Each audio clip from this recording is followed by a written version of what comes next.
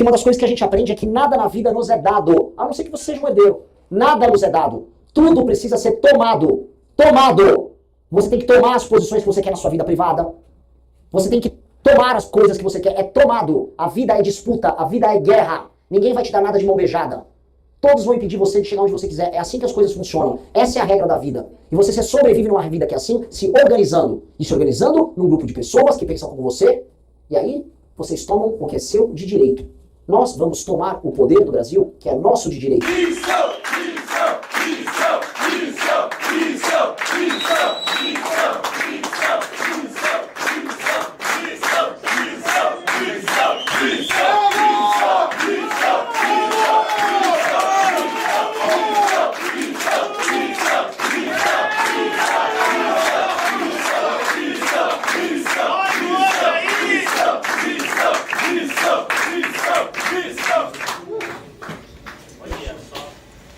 É bonito!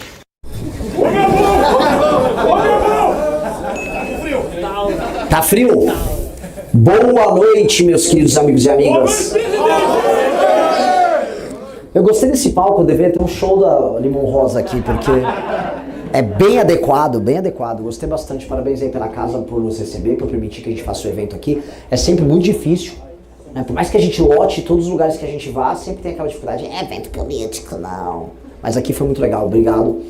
Bom, depois de retornar do Pará, naquele calor de 40 graus na ilha do Marajó, pegar aqui o oposto é sempre muito útil, né? Bom que eu comprei umas roupas, então estou usando elas. E aí eu vou guardar elas num baú para ver só no ano seguinte. Meus amigos, estamos aqui num momento bem único da nossa pré-campanha. Estamos crescendo e tendo números interessantes no momento em que tudo está estagnado, em momento de Copa do Mundo. Soube que vocês não estão muito felizes aqui, porque é uma cidade meio de alemão e hoje os paraguaios mandaram, né, seus parentes distantes lá para casa, né? Vão retornar, mas dane-se, né? Pelo menos o Brasil ganhou e por mais que, falando em termos de futebol aí e tal, não esteja jogando a coisa mais linda do mundo, você percebe que quando tá com a mentalidade certa, as coisas andam. E esse é o ponto que eu queria colocar, né? Nós estamos com uma pré-campanha que está com a mentalidade correta, a mentalidade vencedora. Nós estamos trabalhando enquanto os demais não estão fazendo porcaria nenhuma. Estamos rodando o Rio Grande do Sul de carro, não é tão traumático quanto os brasileiros. Esse aqui, eu só queria comentar, esse aqui é o meu grande segurança da turnê do Nordeste, o Apolo. Quem acompanha as IRLs sabe. E o Apolo, assim, comeu o pão que o diabo amassou com a gente por vários momentos. E Apolo, como é que tá a estrada aqui? Sensacional. Sensacional. E não é que é boa a estrada. É que os lugares que a gente passou foram tão ruins que andar na estrada de mão dupla que não tem tantos buracos aqui, parece que eu tô na Suíça, que eu tô numa autobahn na Alemanha. É maravilhoso, tá? Então, assim, as dificuldades não estão tão grandes aqui, eu posso confessar.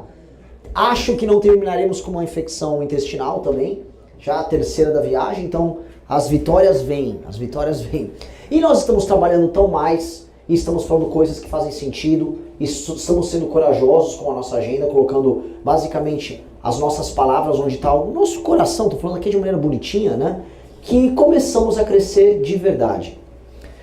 Hoje eu fui na TV Pampa, é isso? TV Pampa. Foi muito legal, o apresentador, que é um homem muito inteligente, saiu em alguma medida bem impressionado, vamos colocar assim, com a entrevista que ele viu. De manhã eu tinha dado uma entrevista na Gaúcha, lá com os Lazier, mesma coisa. Acho que qualquer pessoa minimamente racional sabe que nós somos o único projeto sério e possível para essas eleições. Basta a pessoa fazer um raciocínio simples. E fosse o Brasil um país em que as pessoas fossem bem informadas, isso nem sequer seria mais uma discussão. O problema é que todos nós teremos que combater a teimosia e a desinformação. De um lado, a desinformação de parte da população brasileira que cai no truque da compra de voto do Lula.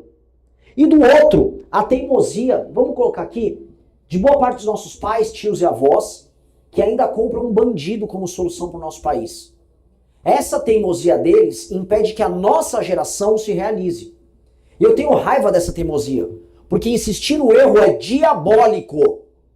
A insistência no erro dessa família maldita, essa família de bandido do Rio de Janeiro, que é a família Bolsonaro, está cobrando um preço muito caro para todos nós. Eu já nem digo, eu juro para vocês, o que eu penso dos eleitores do Lula, que eu vi nas regiões norte e nordeste. Porque eu vi pessoas quase sem consciência falando dos problemas. Vocês viram uma entrevista que eu fiz numa família, lá na Ilha do Marajó, da mulher que tinha 8 filhos, a entrevista com a menina que estava grávida. Você vai viver do Bolsa Família? Eu acho que sim. Você vai estudar? Acho que não. Aquelas pessoas perderam completamente o rumo da própria vida. Nem sei se elas chegaram a ter algum rumo. Aquelas pessoas estão perdidas e são alvo de um abuso. E a compra de voto é a única coisa que resta nessa relação política com essas pessoas. Agora, dos nossos pais, avós, tios, parentes mais velhos, não se espera isso deles. Essas pessoas em geral são conscientes e estão tomando de maneira consciente e teimosa a decisão de errar e permanecer no erro porque se engajaram emocionalmente com um idiota. Especialmente quando homens, porque tem coisa pior na vida do que paixão de homem por homem. Quando o homem se apaixona por outro homem, é um negócio horroroso. E nós ficamos vendo isso acontecer. Completamente, não, mas o capitão, isso. O capitão fracassou, ele é um fraco. O Bolsonaro fracassou, como eu sempre disse, destruiu a revolução que nós tocamos. E agora nós temos que trabalhar redobrado. O trabalho nosso é em dobro. Porque além de fazer o nosso trabalho de divulgar as nossas ideias, a gente tem que convencer as pessoas de que elas estavam abraçando ideias erradas e pessoas erradas. E o pior, eu tenho que ir para um processo eleitoral em que a pessoa, mas e o Zema e o Caiado estão puxando o saco dos caras. Adoraria conversar numa mesa com o Zema e o Caiado projetos, mas não tem muito o que conversar porque estão preocupados em não ferir o orgulho do eleitor do Flávio Bolsonaro, porque nunca conseguiram construir um caminho próprio. Então o trabalho que nós temos é duplamente penoso. Então a gente tem que trabalhar em dobro para tudo. A gente tem que ficar conhecido, mostrar que a esquerda é uma desgraça e ainda mostrar que os teimosos que ainda estão apoiando essa besteira estão errados. Nós trabalhamos em dobro. Só que são as grandes lutas, ou para falar nos termos de vocês, as grandes pelejas, que fazem as grandes histórias e fazem os grandes homens. São essas lutas. É lutar contra o impossível. É lutar contra as probabilidades. É o Paraguai agora, que ganhou da Alemanha e ninguém esperava. E aí nós começamos a lutar contra essas improbabilidades. Eu juro pra vocês que hoje eu tava irritado. Hoje eu tava irritado. Não emplaquei nenhum vídeo bom nas redes sociais. Jogo do Brasil afeta o nosso desempenho. E diferente dos demais, por mais que eu esteja nas redes sociais indo muito melhor do que os demais, não é pouco melhor, eu já tô indo bem melhor. E todo dia se é uma matéria diferente falando disso, pra mim nunca é o suficiente. Porque eu tenho que recuperar o tempo que eles ganharam à nossa frente. Eu que tenho que crescer nesse período. E aí eu fico irritado. E aí eu vou no grupo de gestão da campanha. Mas que saco isso aqui.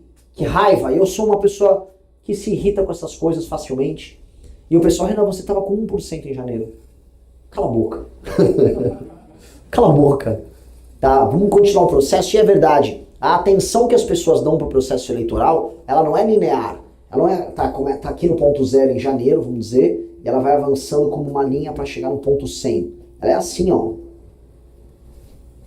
Ela aumenta muito no final. Então, quando passar a Copa do Mundo, a atenção que vai ser dada ao processo eleitoral é gigantesco. E quem estará com a maior militância até lá?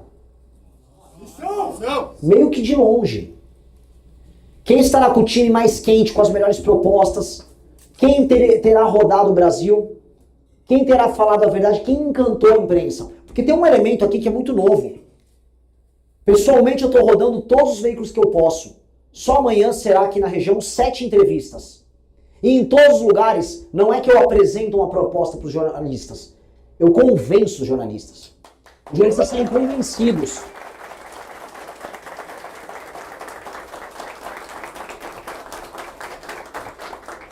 Então a gente convence os jornalistas. A gente já convenceu boa parte do empresariado. A tal da Faria Lima já começou a entender que a única coisa séria é a nossa. A gente começou a convencer pessoas formadoras de opinião. E a partir do momento que isso acontece, isso começa a irradiar de cima para baixo. E é uma força e é uma energia, quando começa a acontecer, imparável.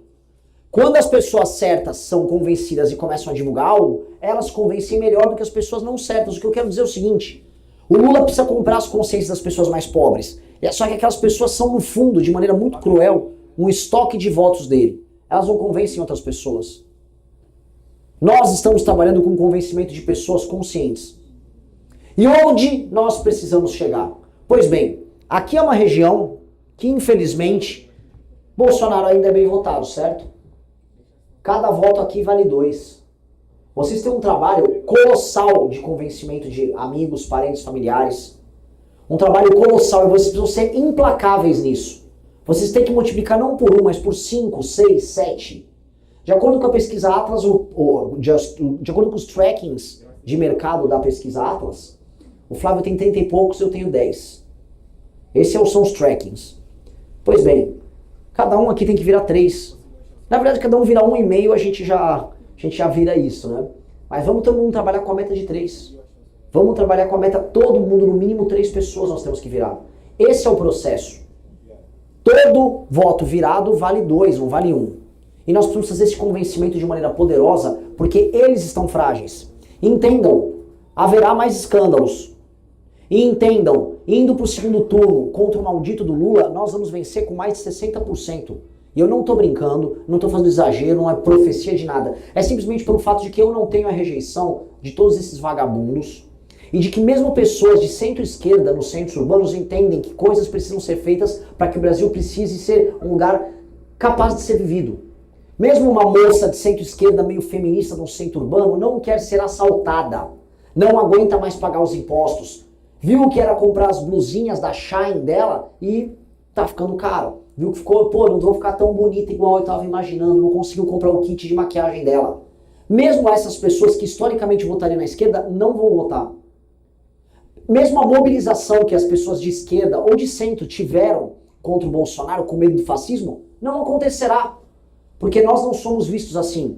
Eu vou acabar com o Lula no segundo turno. Eu vou acabar não apenas porque eu vou no debate, vou falar, não. Nós vamos acabar com o Lula porque nós vamos tornar o processo dele, o projeto político dele absolutamente obsoleto. O Lula não vai ter o que fazer no segundo turno.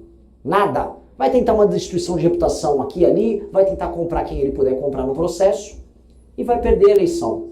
E vai caber a gente, veja só a beleza disso. Nós, desde que o PT chegou ao poder no ano de 2003, nós fomos o primeiro grupo político a derrotar o PT através do impeachment da Dilma Rousseff.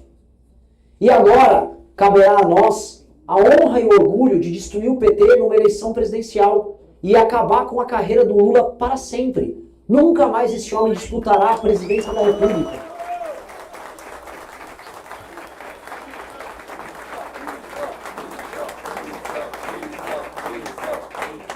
Eu peço para vocês, veja, eu já contei isso em vários lugares. 1989, final do Campeonato Brasileiro São Paulo e Vasco. Eu tinha 5 anos de idade.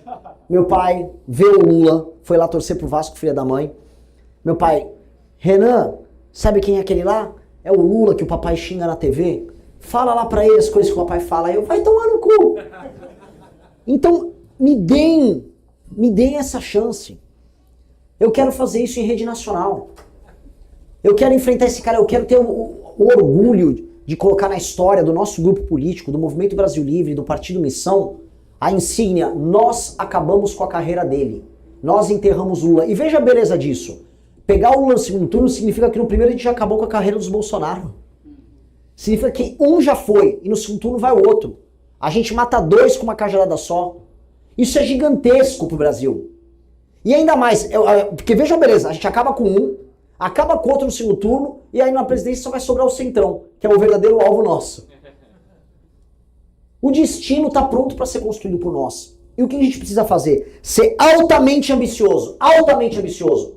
Não pode ser nem um pouco tímido, não pode ter medo de rejeição, não pode nada. Quando eu ficava rodando no começo das nossas viagens com 1%, esse aqui também vai lembrar, a gente começou primeiro no Pernambuco, não foi? Pernambuco. Era de uma arrogância da minha parte, ia nas árvores, e no segundo turno o que você vai fazer? Vou derrotar o Lula. Comeu 1% no primeiro turno. Não era uma arrogância. As pessoas chamavam aquilo de uma audácia.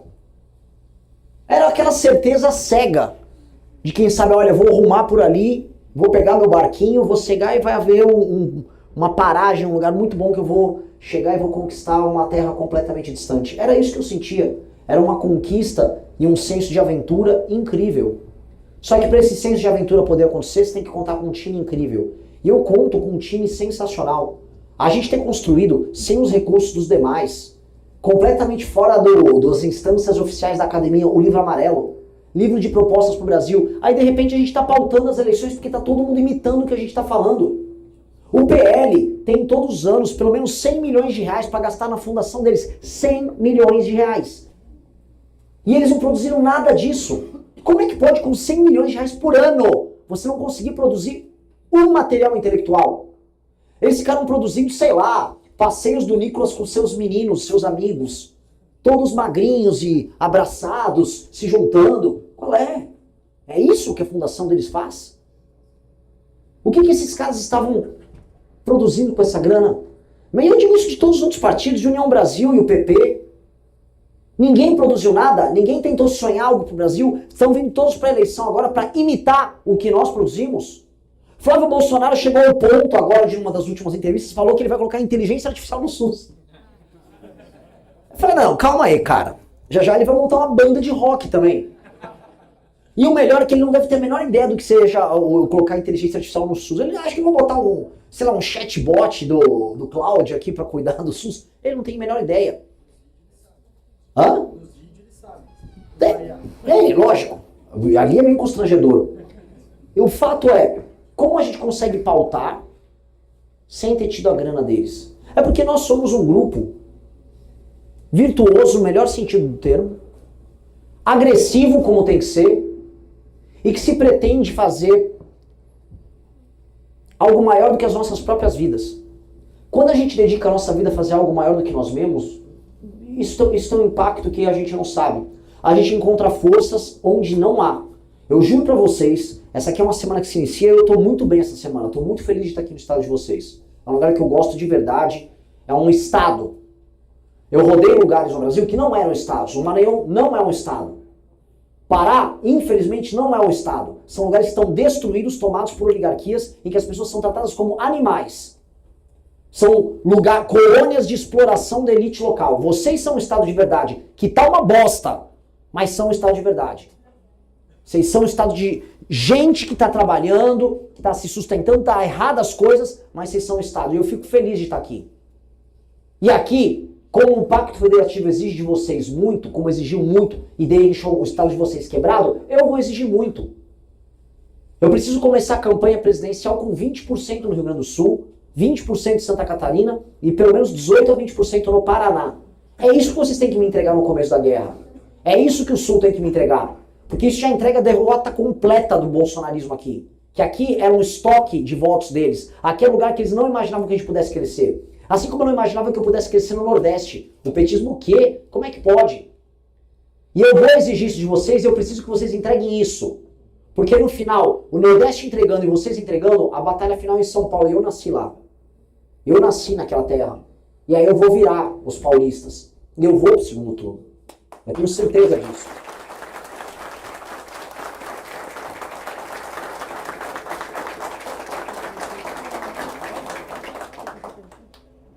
E aí como eu falei pra vocês, de encontrar forças, né? Então, como eu disse, é uma semana que eu fico feliz. Estou aqui, vou comer um churrasco em alguns lugares, já comi.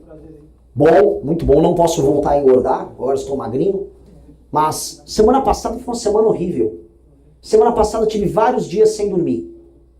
Problemas de saúde adquiridos no Pará, problemas de sono que já vinham antes acumulado, carga de trabalho, acúmulo de funções, eventos extenuantes no Rio de Janeiro, maravilhosos, mas extenuantes no Rio de Janeiro.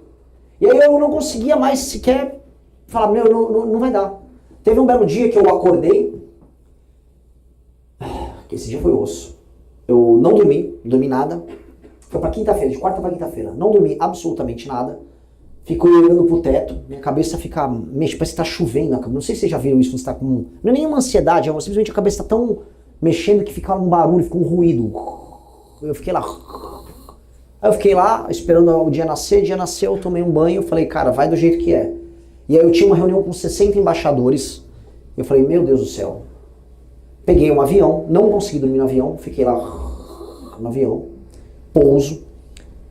No aeroporto eu procuro um Starbucks, compro um balde de café, eu tenho aquele super coffee, jogo 2 colheres de super coffee, misturo aquela gororoba, dropo aquilo e falo, tenho 2 horas de combustível, seja o que Deus quiser. Vou para o evento e tem que ser em inglês, ou com um tradutor. Eu falei, será em inglês e também será em sueco. E cara, eu não sei onde encontrei essa energia, de verdade. Eu não sei onde encontrei a força para que a gente conseguisse ir lá e meter 2 horas de fala em inglês, sabatinado e provocando os embaixadores. Provoquei muitos embaixadores europeus. E foi uma delícia, foi maravilhoso. A imprensa fez uma cobertura maravilhosa, a impressão que ficou é o único candidato interessante dessas eleições. E aí eu retorno para São Paulo, gravo uns vídeos com o Riso até chegou a comentar, gravamos uns bangers no mesmo dia, estouramos, teve vídeo de 6 milhões de views ali gravados.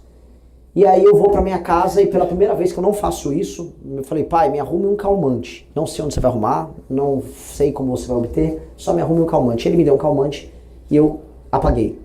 E essa força que a gente encontrou para conseguir ter um grande desempenho e fazer as coisas mesmo completamente destruído, é a força que a gente vai necessitar na reta final, e essa força a gente só tira de uma fé em algo muito, mas muito maior do que todos nós.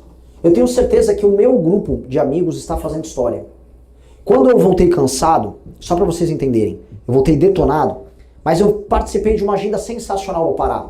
E essa agenda só aconteceu porque o Pedrinho, e talvez, não sei se foi o Pradinha, o Pedrinho com certeza tinha viajado para lá e foi fazer essa agenda antes. Então como é que eu posso reclamar da minha agenda do Pará, que ela foi extremamente, se o Pedrinho fez ela antes? Ele fez ela 2 vezes. Ele fez uma comigo e uma antes para montar. Como é que eu posso reclamar disso? Se eu gravo um vídeo e tem um garoto para editar o vídeo 3 da manhã, tem uma massa de pessoas trabalhando por nós, algumas nem as conheço. Tem milhares de pessoas fazendo cortes nossos nas redes sociais. Tem agora mulheres que aparecem em programas da televisão com uma toalha escrito Renan, missão, e ainda brigando com o jornalista. Começou a acontecer isso. Quem são essas pessoas? Eu não sei quem é. Só que eu não posso ter o direito de frustrar elas em nada. Nós somos um time que tem que ser realmente muito bom, muito azeitado, muito inteligente, muito capaz, e a gente não pode se cansar. Então, vai ter que ser desse jeito.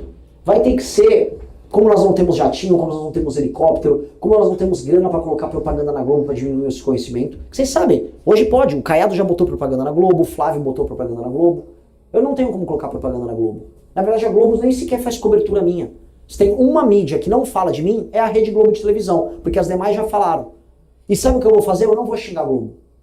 Eu vou aguardar amigavelmente o momento que eles vão me dar o espaço. Porque quando der, eu acabo com os demais.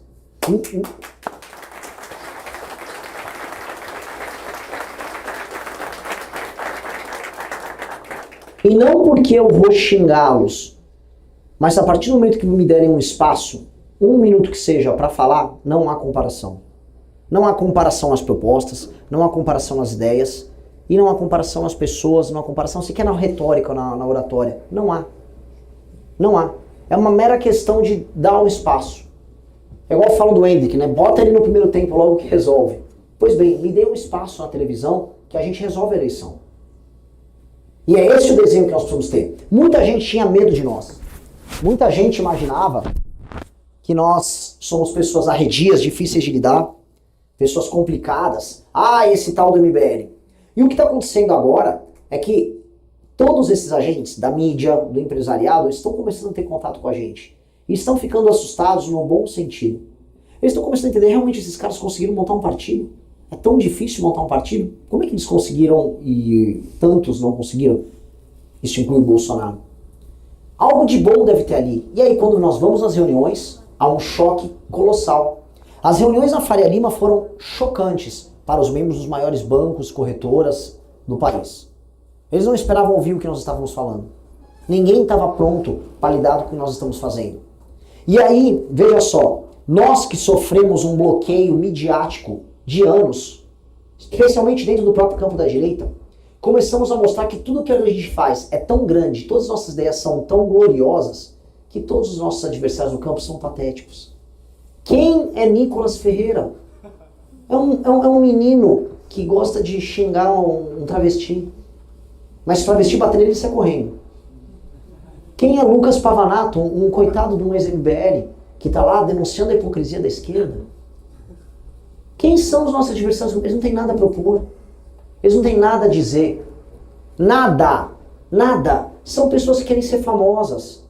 Eles querem ser famosos, eles querem gravar vídeo. Eles querem tirar foto na rua. Eu não quero tirar foto na rua. Se vocês me conhecem, eu não gosto de tirar foto com ninguém. Eu acho isso um saco. Eu odeio a fama. Odeio ter ficado conhecido. Eu odeio ter que sair de casa e quando eu vou num shopping que tem perto da minha casa, eu não consigo parar para comer num lugar que eu gosto. Porque começam a tirar foto. Não gosto. Eu só aviso pra pessoa, eu entendo, vou tirar foto porque é importante pra vocês, mas dito isso, meu foco é trabalhar. E eu nem sou uma pessoa tão admirável assim. Eu não mereço isso. Eu só quero cumprir a minha missão. É isso, eu quero cumprir minha missão, deixa eu trabalhar, eu vou trabalhar 7 dias por semana. Não tenho vida pessoal, não acho que eu tenho que ter vida pessoal. Eu acho que eu tenho que ter uma devoção e uma entrega a uma causa que é muito maior do que eu. E se isso inspirou milhares de pessoas a fazer os mesmos, quem sou eu para mudar alguma coisa nisso? Odeie a fama. Odeie a glória vã que o dinheiro vai te trazer. Odeie esses prazeres idiotas. Se a nossa vida aqui, e essa vida do nosso grupo tem um nome de missão, é uma missão, é porque isso é um sacerdócio pela causa que nós temos. Isso é mais poderoso do que qualquer coisa. Isso é um fogo que não nós, assim, é um fogo que nós temos que eu compreendo que nem todo mundo poderá ter. Que eu compreendo que eu não posso exigir de outras pessoas. Mas isso nós vamos exigir daqueles que estarão em posições de comando conosco para mudar o país. Porque nós não podemos ter nada além disso. E aí o que é o país que a gente quer mudar? Essa bandeirinha aqui, vazia, que a gente pendura nos lugares na época de Copa do Mundo, é o único momento em que a gente lembra que é brasileiro, que a gente vai lá e torce pro Matheus Cunha. Quem é Matheus Cunha? Eu não tenho orgulho disso aqui. Isso aqui nos dá vergonha. Isso aqui nos rouba todos os dias. A bandeira e os símbolos nacionais só chegam na casa na formato de uma DARF para você pagar um imposto. Você não recebe nada de volta do governo brasileiro. O Estado brasileiro te humilha. O Estado brasileiro te suga. Eu não estou aqui por uma ideia vazia de Brasil. Eu não estou nem aqui para reconciliar com o presente do Brasil, que é uma vergonha. Nós temos apenas uma imaginação do que nós podemos ser. A única coisa que nos mantém brasileiros é a imaginação do que nós podemos fazer com a nossa potencialidade. Porque tiraram absolutamente tudo da gente, a começar pela própria história. Somos tratados como cachorros, como seres que, vou colocar aqui uma autora, Lia Moritz Schwartz, falou que nós somos filhos de estupro. Somos todos filhos estuprados por aí, com uma história humilhante, de uma colonização humilhante. Devíamos devolver tudo para os índios, os vereadores dessa terra. Não! Essa terra não é a terra dos índios. Essa é a terra dos brasileiros, que não contam com os índios na sua composição, mas que é feita de todo tipo de gente. E tiraram a nossa história da gente. Querem que a gente odeie a nossa história, tenha culpa pelo nosso presente e não tenha nenhuma possibilidade de construção de futuro. Então quando eu olho para essa bandeira, a única coisa que eu penso é na potencialidade que ela pode ter se nós imaginarmos algo e construirmos algo nela. E aí a coisa se torna interessante. Porque aí a gente vê que a gente pode construir de fato uma nação. E veja só o que o destino deu às nossas mãos. A possibilidade que nenhum jovem americano tem hoje, e eu conversei com vários, que nenhum jovem europeu tem hoje. Imagine que você viva hoje na França. Tá tudo pronto na França. Tá tudo construído. As cidades francesas são todas maravilhosas. França está cheia de história de glórias, de vitórias, de derrotas, de dores, de construções, de patrimônio legado para a humanidade. Um francês é um ser deprimido porque ele hoje não tem nada o que fazer no próprio país. Essa é a real. Mesma coisa eu digo de todas as outras grandes nações europeias. Mesma coisa eu digo do próprio Japão. Agora veja a oportunidade gigante que nós temos. Nós temos um país inteiro para construir. Nós temos glórias que não foram atingidas ainda. Nós somos uma geração que pode fazer o que nenhuma das outras fizeram. Só que isso não será fácil. Porque uma das coisas que a gente aprende é que nada na vida nos é dado. A não ser que você seja um herdeiro. Nada nos é dado. Tudo precisa ser tomado. Tomado! Você tem que tomar as posições que você quer na sua vida privada. Você tem que tomar as coisas que você quer. É tomado. A vida é disputa. A vida é guerra. Ninguém vai te dar nada de mão beijada.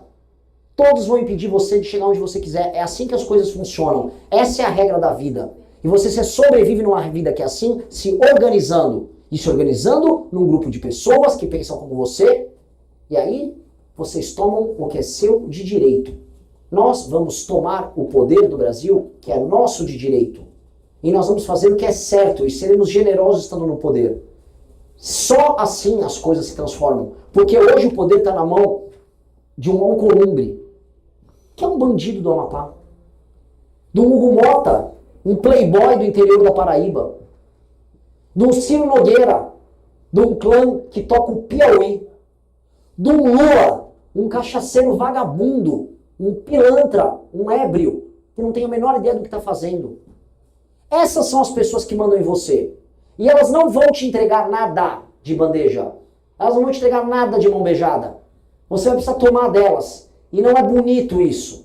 Nós vamos precisar lutar. Só de que existe a democracia, senão a gente ia ter que lutar igual vocês, gaúchos, lutaram quase 150 anos. Não, coisa de 150 anos atrás. Estou errado? Então nós temos que agora tomar o que é nosso. Nós temos que retomar o nosso país e fazer dele algo grande. E isso é um privilégio gigantesco. Eu saber que eu estou nessa posição, eu juro para vocês, eu me sinto muito privilegiado. Eu saber que eu tenho sido escolhido pelo meu grupo de amigos para ser o primeiro candidato a presidente do partido que eu fundei com eles, é uma honra que eu ainda não me dei conta. Eu acho que o Partido Missão é uma coisa tão grande na história do Brasil, que quando eu olhar daqui 30, 40 anos, tudo que nós fizemos, e olhar que naquele momento e falar, pô, vai você, Renan, eu não vou ver, eu vou olhar para mim de hoje e falar, você não tem a dimensão do que é o tamanho disso. Você não tem ideia do que vocês estão iniciando. E de fato eu não tenho ideia. Eu só peguei, juntei um carro com o Apolo, com o Riso, com o Pradines, com o Pedrinho, lá no Nordeste com o Morique, mais um pequeno grupo de pessoas, e eu começo a rodar o Brasil, e começo a falar o que precisa ser dito, e enquanto isso a gente vai irradiando e vai contaminando as pessoas com essas ideias. A ponto de eu estar chegando numa cidade de vocês, cidade de o quê? 140, 150 mil habitantes? Estou errado? E temos um bom evento aqui com vocês. Vocês saindo de casa um dia de Brasil, muita gente podia estar de ressaca, o Brasil ganhou o jogo, vem pra cá encontrar à noite e estão aqui me ouvindo, participando disso. Isso é muito especial. Isso é muito especial. E isso não pode terminar apenas com uma participação nas eleições. Eu me recuso a aceitar isso. Eu me recuso a aceitar que nós vamos disputar isso aqui para participar. E eu vejo o caminho para a vitória e o caminho está dado numa simples conclusão. Flávio tem alguma chance contra o Lula no segundo turno? Não. Nenhuma. E só vai piorar. Quem está em terceiro? Nós. É sempre nós, não é sobre mim essa história. Então somos nós que vamos para o segundo turno. Somos nós que vamos. É uma relação lógica. Mesmo os teimosos, os tios, avós, pais de vocês teimosos, terão que tomar essa decisão em algum momento. E eles vão se frustrar. Vai passar a Copa do Mundo e vai vir um escândalo novo. E depois outro. E depois outro. E os números da inviabilidade vão ficar claros. Até o momento que vocês pentelharam tanto que eles vão falar, meio que você estava certo sobre aquele rapaz ali, né?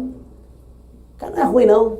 Aí eles vão arrumar as desculpas na cabeça deles para fazer a transição. E vai ser mais fácil do que vocês imaginam e mais rápido do que vocês imaginam.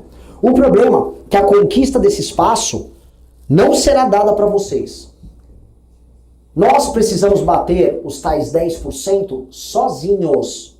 E vai ser remando contra a maré e enfrentando todo mundo.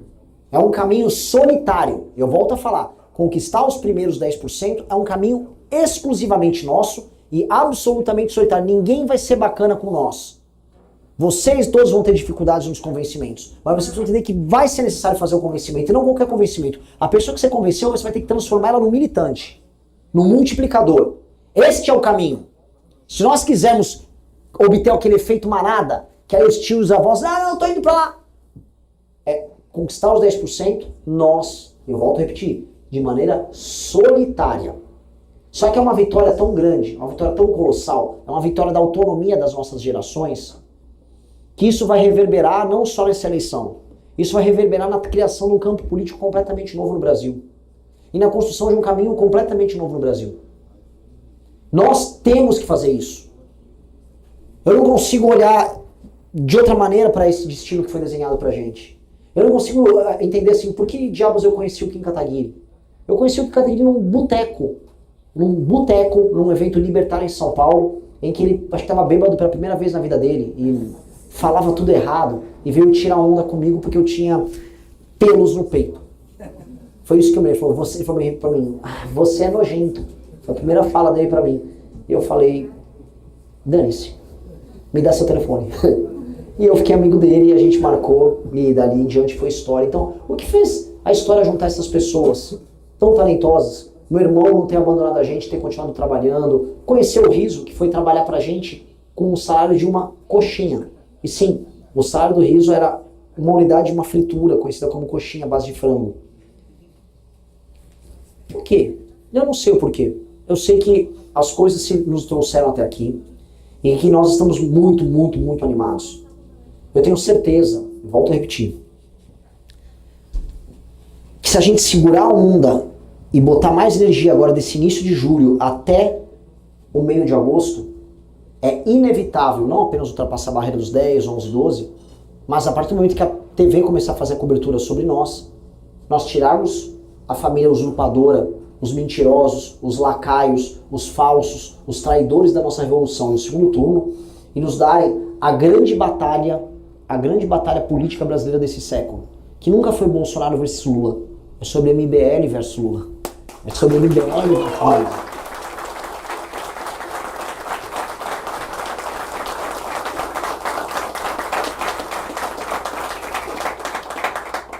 Sempre foi sobre nós. Eu soube, por interlocutores comuns, que o José Dirceu tem medo e preocupação com o projeto do Partido Missão. Ele falou, no futuro esses caras darão muito trabalho e não entenderam que o futuro tem que ser conjugado com o futuro do presente.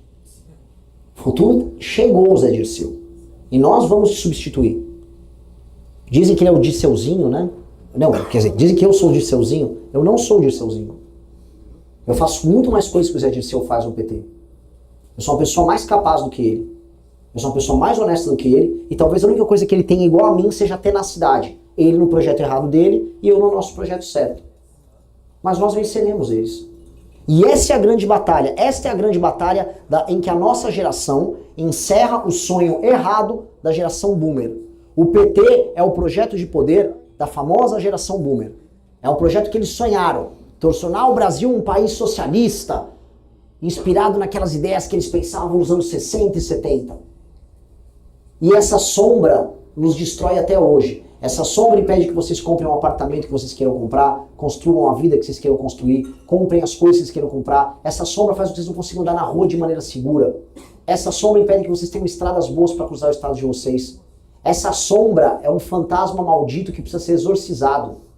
E nós temos que exorcizar esses caras. Não será os Bolsonaro, porque eles farão o que eles sempre fazem, um acordo. O que os Bolsonaro querem é apenas perder para o Lula no segundo turno, de modo a manter a liderança sobre o campo da direita. É isso que eles querem. É bom para todo mundo. É bom para eles, é bom para o Lula, é bom para a STF. A única nota dissonante nesse acorde, que são essas eleições, somos nós. Porque ninguém esperava, que a gente existisse, 2, que a gente participasse, e 3, que a gente tivesse chance. Ninguém esperava. E como eles não esperavam, agora eles foram pegos de surpresa. Estão tendo que lidar. Reparem que eles não falavam de mim nenhuma vez. No início a imprensa não falava. Depois os candidatos não falavam. Ah, eles são muito sérios, são governadores, o Lula é o presidente, Flávio é Bolsonaro. Então não precisavam. Mas nas suas equipes de campanha interna, os alertas já estavam todos de pé. Eles já sabiam muito bem que eles teriam que lidar com esse problema. E agora esse problema está virando uma inevitabilidade. Então, para eu já abrir para as perguntas, que eu acho que hoje podemos fazer isso, abrir pelo menos umas 10 perguntas, que tal? 12 perguntas. Depende, só será 14 se, assim, não forem perguntas muito longas, idiotas. Perguntas boas, a gente vocês saberão, será 14. E eu queria então, portanto, agradecer a todos vocês, muito obrigado por terem vindo, e vamos trocar ideia através das perguntas. Vocês vão falar alguma coisa aqui ou já... Ah, já falaram todo mundo? Então tá aqui. Então, perguntas não só para mim, mas para os demais também, tá? E lembre-se, o que nós temos aqui é um time, eu vou colocar, que vai ganhar a eleição. Veja, com os números que eu tenho aqui no estado, nós faremos deputados no plural. Só por uma regra de 3. Só pela regra de 3, nós já faremos deputados no plural. Agora, eu não vou parar onde a gente está aqui, e eles também não vão parar. Então, eleger deputados da missão é uma inevitabilidade.